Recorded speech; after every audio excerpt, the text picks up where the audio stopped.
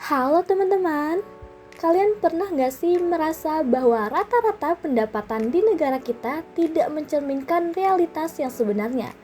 Atau apakah kalian pernah melihat data statistika yang membuat kalian bertanya-tanya nih, apakah ini benar-benar mewakili keadaan yang sebenarnya atau enggak?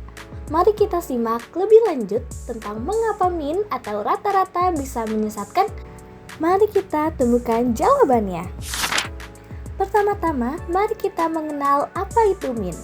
Mean adalah salah satu ukuran pemusatan data yang menunjukkan rata-rata dari sekumpulan data. Untuk menghitungnya sangat sederhana. Semua nilai dalam satu kumpulan data dijumlahkan lalu dibagi dengan banyaknya data. Misalnya, jika kita punya data dengan nilai ujian 60, 70, dan 80, maka min-nya adalah 60 ditambah 70 ditambah 80 dan dibagi 3. Hasilnya maka 70. Min ini memberikan gambaran umum dari sekumpulan data dan sering dianggap sebagai nilai tengah secara umum. Namun perlu diingat bahwa min hanyalah salah satu dari beberapa ukuran pemusatan data. Ia bisa sangat berguna tetapi juga bisa sangat menyesatkan jika tidak digunakan dengan hati-hati. Selanjutnya, mari kita bahas kapan sih min bisa berguna. Min paling berguna ketika data yang kita miliki tidak terlalu menyebar jauh dan tidak ada nilai yang terlalu jauh berbeda dari yang lain. Dalam kondisi seperti ini, min bisa memberikan gambaran yang cukup akurat tentang rata-rata dari data yang diamati. Contohnya, jika kita mengukur tinggi badan 10 orang dan semuanya berada dalam kisaran 160 hingga 170 cm, maka min tinggi badan itu bisa dianggap mewakili kelompok tersebut. Min juga berguna ketika digunakan bersama ukuran penyebaran seperti simpangan baku atau standar deviasi untuk mengetahui seberapa besar variasi data dari rata-ratanya. Setelah kita mengenal min, kita akan masuk ke dalam inti pembahasan, yaitu mengapa min bisa menyesatkan. Salah satu kondisi paling umum yang menyebabkan min menjadi menyesatkan adalah saat terdapat nilai yang sangat jauh berbeda dari nilai-nilai lainnya dalam sebuah data. Nilai seperti ini disebut nilai ekstrim atau outlier.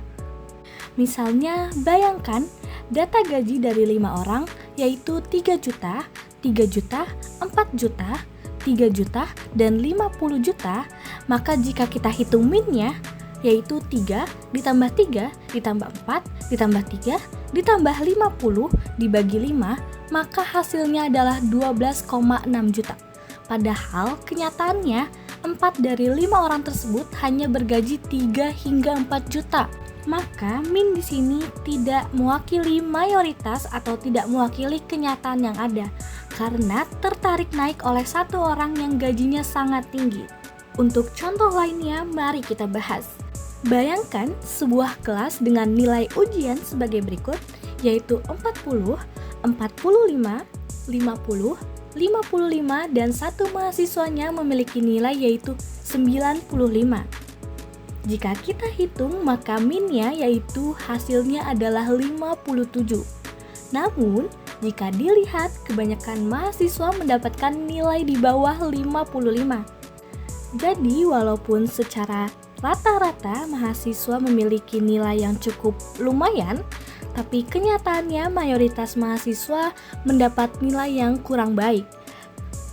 Hal tersebut disebabkan karena adanya satu nilai tinggi yang menarik rata-rata ke atas dan memberikan kesan palsu bahwa performa kelas secara umum cukup baik.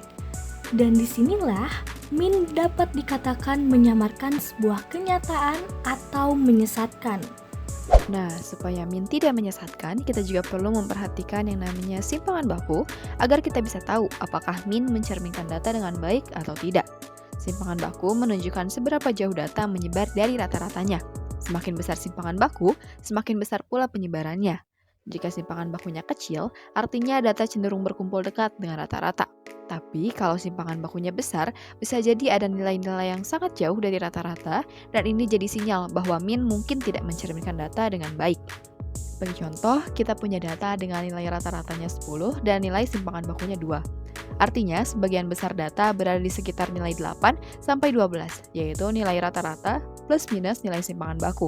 Nilai 8 kita dapat dari nilai rata-ratanya 10 dikurang simpangan bakunya 2, lalu nilai 12 kita dapat dari nilai rata-ratanya 10 dan nilai simpangan bakunya 2. Jadi, semakin kecil simpangan baku, semakin dekat data dengan rata-rata.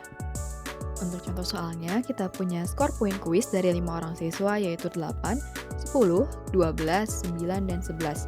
Maka hitunglah nilai rata-rata skor kuisnya dan hitunglah simpangan bakunya. Untuk menghitung rata-rata, kita tinggal menjumlahkan seluruh data yang ada, kemudian hasil dari penjumlahan tersebut kita bagi dengan banyaknya data. Maka dari itu kita dapatkan 8 ditambah 10 ditambah 12 ditambah 9 ditambah 11 yakni 50 dan banyaknya data yaitu 5. Maka dari itu 50 dibagi 5 sama dengan 10. Jadi kita dapat nilai rata-ratanya yaitu 10. Kemudian untuk menghitung simpangan bakunya, kita perlu menghitung variansnya terlebih dahulu. Rumus varians adalah sigma dalam kurung xi dikurang mu tutup kurung pangkat 2 per n, atau bisa kita baca juga dengan jumlah kuadrat selisih tiap data dengan rata-rata dibagi dengan banyaknya data. Kemudian dari situ bisa kita masukkan angkanya. Nilai data dikurang rata-rata pangkat 2 jadi 8 dikurang 10 pangkat 2 ditambah 10 kurang 10 pangkat 2 ditambah 12 kurang 10 pangkat 2 ditambah 9 kurang 10 pangkat 2 ditambah 11 kurang 10 pangkat 2 lalu dibagi banyaknya data yaitu 5. Maka dari itu kita dapat 4 ditambah 0 ditambah 4 ditambah 1 ditambah 1 dibagi 5 yaitu 10 bagi 5 hasilnya 2. Jadi kita dapat variansnya adalah 2. Kemudian untuk menghitung simpangan baku kita tinggal mengakarkan hasil dari varians yang kita dapat tadi yaitu 2. Jadi akar dari 2 adalah 1,41. Jadi simpangan bakunya adalah 1,41.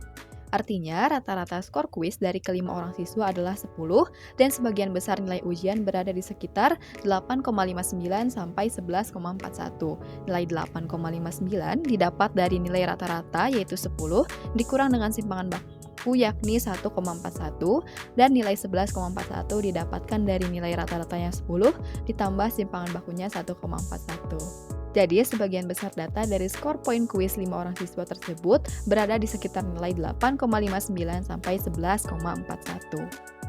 Selanjutnya ada min dalam kehidupan sehari-hari. Min sering kita jumpai di media, laporan pemerintah, atau bahkan obrolan sehari-hari.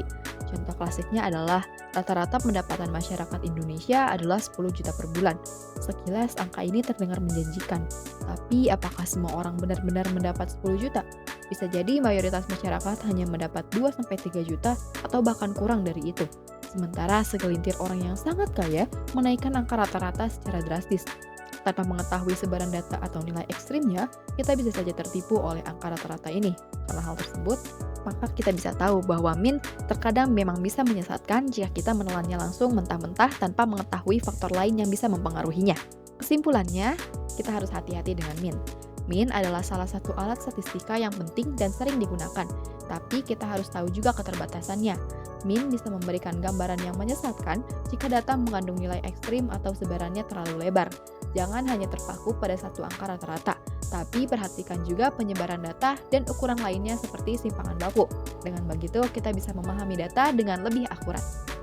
Sekian dari kami, kurang lebihnya kami mohon maaf. Terima kasih.